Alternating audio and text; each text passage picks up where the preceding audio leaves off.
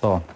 Trajner Duraku, profesor, si e keni parë ju këtë botror dhe natyrisht këtë përballje që po zhvillohet rrugtimin e Anglisë deri në këtë fazë, por edhe të Norvegjisë që deri diku mund të themi ka qenë një befasi e këndshëm, tha dhe profesor Shabiu, po shto këtu edhe festen që po bëjnë norvegjezët. Po vërtet është kënaqësi për shembull për neve sportistët apo trajnerat ku ky botror është shumë rësira të reja, do të thotë po bjen shohim që asnjë kombëtare nuk ka ardhur për të humbur. Po. Secila kombëtare po del për fitore dhe shohim këto ndeshjet ku ka shumë befasi, ku kush ka prit për shembull një Gjermani të eliminohet, një Brazil apo një Holand.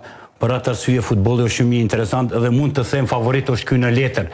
Edhe sonte mund të them që Anglia është favorit në letër, mirë po në fush krejtësisht po ndodhin gjëra tjera.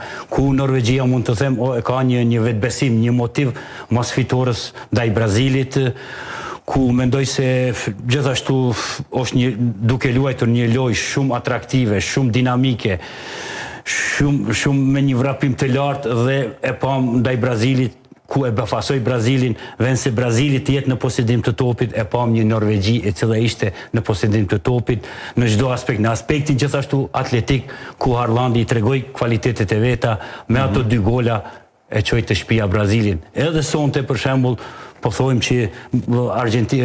që Anglia është favorit, mirë po prap Norvegjia do të jetë një are fort për Anglinë, ku besoj do të vazhdoj me atë ritëm, sikur që ka vazhduar të mbrohet në zonën e mesme dhe në zonën e lartë. E kanë një kulturë, kanë fituar një vetbesim dhe besoj se do të befasoj sonte Anglinë, ku dëshira ime është që Norvegjia të kyçet në gjysmëfinale.